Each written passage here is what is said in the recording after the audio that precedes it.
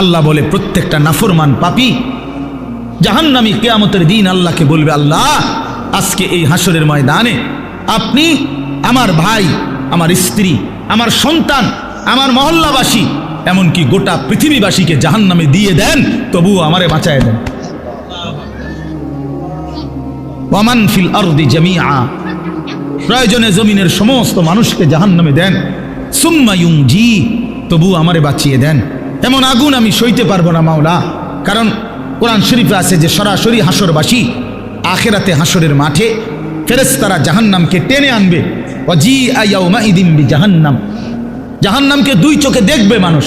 এই দেখেই তখন প্রতিটা নাফরমান বলবে, মাওলা এমন ভয়ানক আগুন যেটা ধাউ ধাউ করে জ্বলতেছে, তীব্র জাহান্নামের গর্জন, টকবক করতেছে আগুন। আল্লাহর নবী বলবেন, জাহান্নামের বিকট গর্জনে গোটা হাসরের ময়দানের ইমানদার নাফরমান, আরে নবী আউলিয়া সিদ্দিক পর্যন্ত চিৎকার দিয়া বলবে, ইয়া রব্বি নফসি নফসি। জিব্রাইলের মতো সাহাবী ফেরেশতা, ফেরেশতাদের কোনো গুনাহই নাই, চিন্তাও নাই, সেই জিব্রাইলের মতো ফেরেশতা হাদিসে আছে হাসরের ময়দানে জাহান্নামের দিকে তাকাইয়া মাটির মধ্যে নিজের হাত বাইরেতে বাইরেতে হাত বাড়ি দিতে দিতে আফ করতে বলবে, ইয়া রব্বি সাল্লিম সাল্লিম, আয় মাওলা আমারে বাঁচান, আমারে বাঁচান, আমারে বাঁচান, আমাকে। আল্লাহ তাআলা বলেন কাল্লা, কিন্তু আল্লাহ বলে কখনোই না। ইন্নাহা লাযা, রব্বুল আলামিন বলেন এটা জ্বলন্ত ধাউ ধাউ করে প্রজ্বলিত আগুন। নাজ্জাতাল লিশ-শাওয়া, রব্বুল আলামিন বলেন নাফরমান এই মুহূর্তে জাহান্নামের আগুনে ফেলা হবে, প্রথম সেকেন্ডেই, প্রথম মিনিটেই নাজ্জাতাল লিশ-শাওয়া, সারা দেহের গোশত চামড়া হাড্ডি প্রথম মিনিটেই, এক সেকেন্ডেই একদম জ্বলে ভুনা হয়ে যাবে। নাজ্জাতান অর্থ এটা মাশবি, মানে ফ্রাই ফ্রাই ফ্রাই হয়ে যাবে, ভুনা হয়ে যাবে, ভুনা এক মিনিটেই ভুনা হয়ে যাবে।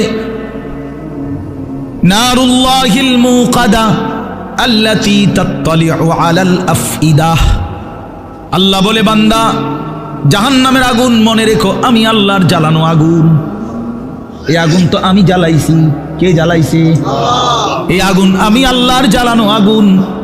দুনিয়ার তোমরা লাকড়ি জমা করে তোমরা আগুন জ্বালাইছো এমন না, জাহান্নামের আগুন আমি আল্লাহর, নারুল্লাহিল মুকাদা, আমি আল্লাহর প্রজ্বলিত আগুন। অতএব আমার এই আগুনে যখন ফেলা হবে, আল্লাতী তাত্তালিউ আলাল আফইদাহ, দুনিয়ার আগুন যখন কারো দেহের মধ্যে লাগে, ছুটাছুটি করে কিংবা পানি দিয়ে যে কোনোভাবে যদি রক্ষা করা যায়, তাইলে হয়তো হাত পুড়ে গেছে বাকিটা বাইচা গেছে, পাও পুড়ে গেছে বাকিটা বাইচা গেছে, এমন হয় কিনা? তো রব্বুল আলামিন বলেন জাহান্নামের আগুনে যখন ফেলবে, আমার এই প্রজ্বলিত আগুন ফেলতেই প্রথম মিনিটেই বান্দা তোমার সারা দেহ, এমনকি তোমার কলিজা সুদ্ধা প্রথম মিনিটেই জ্বালায় ফেলবে। একই সাথে একই মুহূর্তে বাহির এবং ভিতরের কলিজাটা সুদ্ধা ভুনা করে ফেলবে। আল্লাতী তাত্তালিউ আলাল আফইদা, আফইদা। কি মনে করছো নওজোয়ান? আগে নয়তো সিদ্ধান্ত নাও আখিরাত নাই, এবার বেডি চাও, কোনো অসুবিধা নাই। তুমিও ল্যাংটা হয়ে যাও, ছবিও দেখো ল্যাংটা। দেখো যুবক, আমি বললাম তুইও লুঙ্গি খুলে ফেল, কাপড় খুলে ফেল নাফরমান, আর নর্তকীও দেখ, তোর কাপড়ও খুলে ফেল, নর্তকীর কাপড় তো খোলাই, যা দেখ। তবে আগে শর্ত হলো একথা বোঝাপড়া করে নাও, কারোর সাথে হিসাব মিলাইয়া নাও যে আসলে যে হুজুররা বলে কবর হাসর আখিরাত, এটি আসলে মিছে কথা নেই, এই কথা কারোর থেকে জিজ্ঞাসা করে নাও। কথা বুঝেন নাই আমার? এটা যদি ফয়সালা হয়ে যায় যে হ্যাঁ এগুলো নাই, তো ঠিক আছে বন্ধু, নাচো গাও ফুর্তি করো, যা মন চায় তাই করো। কিন্তু এ কথার তো কোনো কাফেরও আজ পর্যন্ত বলে নাই যে কবর হাসর আখিরাত নাই। না, হিন্দুরাও তো স্বর্গ নরক কয়, কয় না? কথা বলেন না কেন? হিন্দুরা মরলে আমরা যেরকম কই মরহুম, হেরাদে কয় স্বর্গীয় উমুক, তো হিন্দুরাও তো বলে এটা। কাফের বেঈমানও তো বুঝে পরকাল, তুমি বুঝো না কেন? কাফের বেঈমানের পরকালের ধারণা ভুল ধারণা, মানে পরকাল মানে, কিন্তু পরকালের ব্যাপারে তারা যেই ধ্যান ধারণা এটা তাদের ভুল। কিন্তু আমরা মুসলমান, আমাদের পরকালের ব্যাপারে বর্ণনা একেবারে স্পষ্ট। কোরআনুল কারীমের 3 ভাগের 2 ভাগে আখিরাত। আখিরাত নবী সাল্লাল্লাহু আলাইহি সাল্লামের সারা জিন্দেগীর চোখের পানি উম্মতের জন্য যে কাঁদছেন 23টা বছর, কি জন্য? যে আল্লাহ 23 বছর নবী কাঁদছেন উম্মতের জন্য। কেন? দুনিয়ায় যেন বাত মাসে কষ্ট না পায় উম্মত, এজন্যই তো না? কথা বলেন, উম্মত যেন বাতে মাসে কষ্ট না পায়, দুনিয়ায় বউ বাচ্চা লইয়া যেন সুখে চলতে পারে, এই জন্যই তো নবীর 23 বছরের চোখের পানি, নাকি? তাহলে কি জন্য? কথা বলেন না, কোন জায়গার জন্য কাঁদছেন? তো সেই আখিরাত মিথ্যা, নবীর 23 বছরের চোখের পানি মিথ্যা। তাহলে আপনারা কি বুঝলেন বাবা? সর্বপ্রথম নিজের সংশোধনের দিকে শতভাগ নজর দিতে। ইয়া আইয়ুহাল্লাযীনা আমানু কু আনফুসাকুম ওয়া আহলিকুম নারা। আল্লাহ তাআলা বলেন, হে ঈমানদারগণ, তোমরা প্রত্যেকেই নিজেকে বাঁচাও এবং তোমাদের পরিবারের সদস্যদেরকে বাঁচাও নারান, জাহান্নামের আগুন থেকে। তাইলে আলাদাভাবে বলছে যে নিজেকে বাঁচাও, এরপরে বলছে স্ত্রী সন্তান পরিবার পরিজনকে বাঁচাও। তাহলে নিজেকে বাঁচাও, এটা আলাদা হুকুম, আলাদা হুকুম। এজন্য নিজের ফিকির করা, নিজের সংশোধন, আমার ঈমান, আমার নামাজ, আমার চরিত্র, আমার আখলাক, আমার চলাফেরা, আমার কথাবার্তা, আমার আচরণ, লেনদেন, এটা ঠিক করা। আমার কবর, আমার আখেরাত, আমার হাসর, আমার মিজান, আমার ফুলসিরাত, এই নিজের ফিকির করা। আমি মরলে আমাকে, আমার জিন্দিগি নিয়ে আমি চলে গেলাম, এরপরে পৃথিবীতে অনেক কিছু হইতে পারে, কিন্তু আমি তো নাই। আমার মৃত্যুর পরে পৃথিবীর সব মানুষ যদি চাঁদের দেশেও জায়গা, আমার লাভ কি? আমি তো নাই, আমি তো কবরে। এজন্য নিজের ফিকির করা, ইমানের ফিকির, আমলের ফিকির, এটা খুব জরুরি। কোরআনুল কারীমের মধ্যে আল্লাহ তাআলা বলেন, ইয়া আইয়ুহাল্লাযীনা আমানু আলাইকুম আনফুসাকুম, হে ঈমানদারগণ, নিজেকে মজবুতভাবে আঁকড়িয়ে ধরো। আলাইকুম আনফুসাকুম অর্থ হলো নিজেকে সাজিয়ে তোলো, নিজেকে গড়ে তোলো আখিরাতের আলোকে, ঈমান ইসলামের আলোকে। এটা আল্লাহ তাআলার আদেশ। কোরআন শরীফে আল্লাহ বলছেন, ওয়া'মুর আহলাকা বিস-সালাতি ওয়াসতাবির আলাইহা, তুমি তোমার পরিবারের সদস্যদেরকে নামাজের আদেশ করো এবং নিজে নামাজের উপরে অত্যন্ত মজবুত দৃঢ় থাকো, দৃঢ় থাকো। অর্থাৎ কোনো অবস্থাতে নিজের এক ওয়াক্ত নামাজও ছেড়ো না। এই নিজেকে ভুলে মানুষের সংশোধন, নিজের ঈমান, আমল, নামাজ, রোজা, আমনে ওটা মেল করে, মেল করতেছে, ওটা সংশোধন করে, গ্রামে কাজ্জা ফাসাদ এগুলোর সমাধান করে। জোহরের নামাজও পড়ে নাই, আসরের নামাজ ওটা মেল করে, জনসেবা করে। আপনার এই জনসেবার দরকার কি? আপনারে কে বললো যে নিজের নামাজ বাদ দিয়ে মানুষের সেবা করতে? এটা আপনারে কোন ইবলিসে কইল? এটা কে বললো আপনার? এটা কোন ধরনের জনসেবা? আমি পেশাবের উপরে দাঁড়াইয়া আরেকজনের ভালো পানি দিয়া গোসল করা, ওটা নিজে দাঁড়াই দিছে পেশাবের, বুঝছেন না? নিজে মদ খাই, আরেকজনের মধু খাওয়া। তাহলে এইখানে আহাম্মকি ছাড়া আর কিচ্ছু নাই। তার জন্য নিজের সংশোধন আগে, মানুষের সেবা, মানুষের কল্যাণ অবশ্যই ভালো কাজ, কিন্তু সেইটা হবে আমার নিজের সংশোধন শতভাগ ঠিক রেখে, শতভাগ ঠিক। আমার মাহফিলের দেরি হয়ে যাইতেছে, এখন আমার মাগরিব বাদ এখানে বয়ান করার কথা। আজকে আমার আরো 2টা মাহফিল আছে আজকে। এখন আমি চিন্তা করলাম যে তাহলে আমার ওয়াজ যেহেতু ক্ষতি না হয়, মাগরিবের নামাজ বাদ দিয়ে লাই টানা আইসা পড়ি। তাহলে আপনারা যে সময় মাগরিব পড়তেছিলেন তখন তো আমি যদি টানা আইসা পড়তাম, তাহলে এই আধা ঘন্টার টাইম ফাঁকি দেয় যে সময় আপনারা নামাজ পড়ছেন, সুন্নত পড়ছেন, তো আমি তো আইতে পারতাম। আপনি আইয়া বুঝলেন, নইলে আমার তো দরকার আপনার করে হেদায়েত করেন, আমি জাহান্নামে গেলে গেলাম।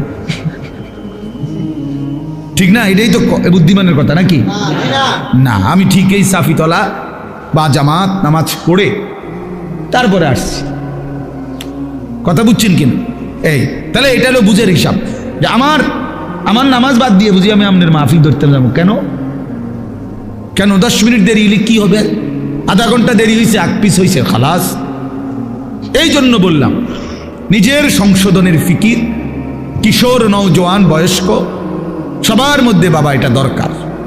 এই জন্য আমরা যে মোবাইল সবাই মিলে ব্যস্ত, অন্যকে শোনাবো, অন্যকে দেখাবো, তো নিজের পরিবর্তন হবে কখন? এই জন্য এতে নিজের পরিবর্তন হয় না। মোবাইল হাতে ধরে রাখলে মনোযোগ হয় না, দিল জমে না, কথার মধ্যে আগ্রহ তৈরি হয় না, নিজের অন্তরে কোনো বিবেচনা, বিবেক, দিল জাগে না, প্রেরণা আসে না। এক তো হইলো হুজুর আসছে, ওনারে চিনি, এক ওনা এখন অনেক লোকে হয়তো ওনার বয়ান শুনে আমিও আসছি, হ্যাঁ, উড়াউড়ি করে, দৌড়াদৌড়ি করে, দফাদফি করে আসলাম, দেখলাম, হুড় করে আবার চলে গেলাম, খালাস। তো এটা তো কোনো জিন্দিগি না বাপ। এই জনপ্রিয়তা দিয়েই হবে কি? আর এই আসা যাওয়ার দ্বারা হবে কি? মানুষ জমলো 10 লাখ, মানুষ জমলো 10,000, কিন্তু যার মতো, আমি আমার মতো, উনি উনার মতো, প্রত্যেকেই আগের মতো, তো লাভ হইল কি? বললো কারে, শুনলো কারে, আয়োজন করলো কার জন্য? তাই না? ইনসাফের কথা বলেন। যিনি বিড়ি খায় উনি বিড়িয়ে খায়, যিনি সুদ খায় উনি সুদে খায়, যিনি মিথ্যা বলে তিনি মিথ্যাই বলে, যিনি কথায় কথায় গালি দেয় তো আপনি গালিই দিচ্ছেন, যার দোকানে টেলিভিশন, চা দোকানে নাচ গান চলে তো চলতেই আছে, যার ঘরে পর্দা পুশিদা নাই, বউ বাচ্চার, স্ত্রী কন্যার, তো সেইভাবেই চলতেছে, যার ছেলে নামাজ পড়ে না তো পড়েই না, যার মেয়ে পর্দা করে না তো করেই না। তো এই ইমাম সাহেবদের এই প্রতি সপ্তাহ বয়ান তাইলে কার জন্য? কাকে করে এগুলো? এই কোরআন আল্লাহ তাআলা তাইলে কার জন্য নাজিল করলেন? তাদের দেশের মানুষের জন্য? তাইলে রাসূলুল্লাহ সাল্লাল্লাহু আলাইহি ওয়াসাল্লামের 23 বছরের মেহনত কার জন্য? তাই কাকে তিনি, কার জন্য তিনি এই কাঁদলেন, এই চোখের পানি ফেললেন, তায়েফের এত রক্ত ঝরাইলেন, পেটে 2টা পাথর বাঁধলেন ক্ষুধার কষ্টে, ঘরের চুলায় 3 মাস, নবীজির স্ত্রীরা বলছে টানা 3 মাসও গেছে, কোনো দিন 3 মাসে ঘরের চুলায় রান্না করা কোনো খাবার খাই নাই আমরা। তো এইভাবে রাত দিন ক্ষুধার্ত, রক্তাক্ত, চোখের পানি, এইভাবে নবীজি কষ্ট দিবানিশি করে, মাকসাদ, উদ্দেশ্য কি ছিল? তাইলে নবীজির নাম ব্যবহার করে আমরা কিছু জিলাপি খাবো, খিচুড়ি খাবো, বিরিয়ানি খাবো, খালাস। এই তো 23 বছর নবীজির মেহনতের খোলাসা, মানে লক্ষ্য উদ্দেশ্য, ঠিক না? তাইলে ইনসাফ কি বলে, বিবেক কি বলে? এই জন্য প্রিয় বাপ, প্রিয় ভাই, এটা জরুরি বিষয়। নিজের পরিবর্তন, নিজের সংশোধন, নিজের ফিকির খুব জরুরি, খুব জরুরি। মানুষের কল্যাণ এটা উত্তম, কিন্তু নিজেকে বাদ দিয়ে না, নিজেকে ভুলে না, নিজেকে ছেড়ে দিয়ে না। এই সংসারের জন্য আমি আমার জীবনটা হুজুর শেষ করে নিলাম। কি লেগে আপনি শেষ করলেন সংসার? আপনারে কইছে কোন ছাগলে, কোন ছাগলে আপনারে বলছে সংসারের লেগে জীবনটা শেষ করতেন? এটা কোথায়? কোরআন শরীফের কোন আয়াতে লিখছে আল্লাহ যে হে ইমানদার, জিফুতের ভাত তরকারির লেগে জীবনটা শেষ করে দাও, নামাজ, রোজা, ওযু, গোসল, হালাল হারাম কিচ্ছুর দরকার নাই, বাসা বাসির, শুধু পয়সা কামাই করবা, আর জিফুতের শুধু ভাত খাবাইবা, বিল্ডিং করবা, দোকান করবা, যেমনে পারো সুদে পারো, কিস্তিতে পারো, ফুদ বিদেশ ফাটাইবা, মাইয়ারিক সুদে টাকা লইয়া পারো, কিস্তিতে টাকা নিয়ে পারো, মেয়েরে বিয়া দিয়া দিবা, বাইত যেভাবে পারো মরের আগে আগে জিফুতের বিল্ডিং জমি ঠিক করে দিয়া যাইবা। এই কথা আপনারে কে বলছে? কোন ইবলিসে বলছে? কোন শয়তানে বলল? বলেন, ইনসাফ করে বলেন, কোরআনের কোন আয়াত যে আল্লাহর বান্দা তুমি ওযু, নামাজ, হালাল হারাম, পাক নাফাক, জায়েজ না জায়েজ বাদ দিয়ে শুধু কামাই করো আর জিফুত পালো? হ্যাঁ, বলে সুন্দর সুন্দর কথা বলেন অনেকে, এই সংসারে লেগে জীবনটা হুজুর শেষ করলাম। কিল্লা শেষ করছে? কে বলছে? আল্লাহ তাআলা কোরআনুল কারীমের মধ্যে বলছেন ওয়া'মুর আহলাকা বিস-সালাহ, পরিবারের সদস্যদেরকে নামাজের আদেশ করো। আপনি বিকেল ভাত তরকারি হিসাব মিলান। লা নাসআলুকা রিজকা, আল্লাহ বলছে তোমাদের কারো কাছে আমি খাদ্য, খাবার, রিজিকের সহযোগিতা চাই না। ওই যে মামুন ভাই, ভাই এনে আইন, আমি খুঁজতেছি মনে মনে, এনে আসেন, এনে আসেন, আমার কাছে আসেন। মাহফিল তো মূলত মামুন ভাইয়ের প্রাপ্ত। শাহাদাত ভাই কেমনে যে কি করলো, মূলত আসলে কোন রকমে বেচারা জোড়া তালি দিয়া এই মাগরিব বাদ বয়ান মিলাইছে। আমি কক্সবাজার ছিলাম, ওইখান থেকে আসছি সকাল 8টা বাজে, ওইখানে মাহফিল ছিল। যাই হোক, সব আলহামদুলিল্লাহ, আগামীতে ইনশাআল্লাহ ফিকির হবে ইনশাআল্লাহ। আপনাকে ফিল মনে ছিল আমার, আমি আসলে ডেটটা মিলাইতেই পারছি না, কোনোভাবেই মিলাইতে পারি না। জি, তো এই জন্য বললাম এই ইসলাহি মজলিস, ওয়াজ মাহফিল, মসজিদের জুমার বয়ান, সব কিছুর মধ্যে মাকসাদ বড় যে নিজের ইসলাম, নিজের আত্ম উপলব্ধি, নিজের বিবেকের একটা উপলব্ধি থাকতে হয় যে হায় আমি আসলে কে, আমি আসলাম কোত্থেকে, আমারে কে পাঠাইলেন, আমার কি করা উচিত, যিনি আমাকে বানাইলেন তিনি কি জন্য বানাইলেন, আমি যা করছি এটাই কি আমার কাজ ছিল নাকি আমার উপরে অন্য কোনো দায়িত্ব। হ্যাঁ, আমি প্রতিনিয়ত আমাদের চোখের সামনে যে মানুষগুলো মারা যাচ্ছে, তারা কেউ নিজের থেকে মরতে চায় নাই, কিন্তু কেউ থাকতেও পারে নাই। প্রতিদিন যারা চলে যায় প্রতিনিয়ত, তাদেরকে কে নিয়ে যায়, কোনখানে নিয়ে যায়, তাদের শেষ অবস্থা কি হবে। তাহলে যিনি নিয়ে যায় তিনিই বলছেন আমি তোমাদেরকে আবার কবর থেকে উঠাবো, কবর থেকে উঠাবো, তোমাদেরকে জিজ্ঞেস করবো। ফাওয়ারাব্বিকা লানাসআলান্নাহুম আজমাইন।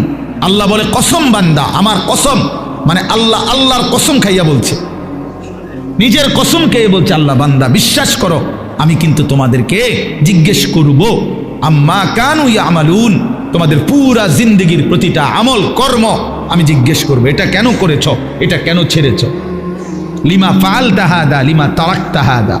ফজরের নামাজ 1 বছর বান্দা 365 দিনে কোনো দিন ফজরের নামাজ পড়ো নাই, আমার বান্দা কেন ছেড়ে দিলা, কেন ছেড়ে দিলা, হ্যাঁ কেন ছেড়ে দিলা, কেন করলা, এতগুলো মিথ্যা কেন বললা, এত টাকা সুদ কেন খাইলা। সুম্মা লাতুসআলুন্না ইয়াওমাইদিন আনিন নাঈম। আল্লাহ তাআলা বলেন অবশ্যই তোমাদেরকে প্রতিটি নিয়ামত, আনিন নাঈম, আমি আল্লাহ প্রদত্ত প্রতিটা নিয়ামত সম্পর্কে জিজ্ঞেস করব। হাসি কান্না আনন্দ বেদনা, এই আসমান জমিন রোদ বৃষ্টি ক্ষেত ফুল ফল ফসল, স্ত্রী কন্যা জায়গা জমি হাত পাও দেহ অঙ্গ প্রত্যঙ্গ, এক এক লোকমা খাবার, এক এক ঢোক পানি, এমনকি প্রতিটা নিঃশ্বাস, আল্লাহর কসম আল্লাহ তাআলা জিজ্ঞেস করবে বান্দা আমার এক এক নিঃশ্বাসের হিসাব দাও, এক এক ঢোক পানির হিসাব দাও। হাদিসের মধ্যে আছে নবী সাল্লাল্লাহু আলাইহি সাল্লাম একবার 3 দিন, ওনারা 3 জন, আবু বকর, ওমর এবং আমাদের নবী সাল্লাল্লাহু আলাইহি সাল্লাম 3 জনই ক্ষুধার্ত ছিলেন টানা 3 দিন। 3 দিন পরে এক সাহাবীর, আনসারি মদিনার এক সাহাবীর খেজুরের বাগানে গিয়ে 2-4টা খেজুর খাইছেন আর একটু পানি পান করছেন, 3 জন। তো নবী সাল্লাল্লাহু আলাইহি সাল্লাম তখন হযরতে ওমর রাদিয়াল্লাহু তাআলা আনহুকে বললেন ওয়াল্লাহি লা তুসআলু আন হাযান নাঈম। ওমর, আল্লাহর কসম, এই যে খেজুর আর পানি খাইলা, এইটার ব্যাপারে হাসরের দিন তোমাকে আল্লাহ জিজ্ঞেস করবে ওমর এটুকুর হক কি আদায় করছে। এই আজকের এই 3 দিন ক্ষুধার্ত থাকার পরের এই 1 ঢোক পানি আর এই 2টা খেজুরের হিসাব দিতে হবে। কিতাবে আছে হযরত ওমর রাদিয়াল্লাহু তাআলা অবাক হয়ে গেছেন, ইয়া রাসূলুল্লাহ কি বলে, ক্ষুধার্ত অবস্থায় 3 দিন পরে 2টা খেজুর খাইলাম আর একটু পানি পান করলাম, এটারও হিসাব দিতে হবে।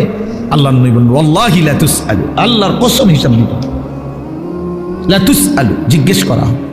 তাহলে এই পর্যন্ত 3 বেলা ভাত খাইছেন কয়দিন, মন মতো পানি পান করছেন কয়দিন, কত আইটেমের ফল ফলাদি খাইছেন কতদিন বলেন। একটা সময় ছোটবেলায় আমাদেরও তো মনে আছে, আজ থেকে 30 বছর আগে 25 বছর আগে 1 কেজি আঙ্গুর কেউ কোনো ঘরে কিনছে না, 1 পোয়া 1/2 পোয়া আঙ্গুর, অসুস্থ রুগী। আমার তো মনে আছে ছোটবেলায় আমার আব্বাই শুধু দেখতাম মালটা খাইতো, আব্বা অসুস্থ ছিল, আমরা তাকায় তাকায় থাকতাম, 1-8 পিস যদি কখনো দিত আব্বা মায়া করে, তো এতটুকু হইতে পারত, নাই তো স্বাভাবিকভাবে আমাদের জন্য আনছে।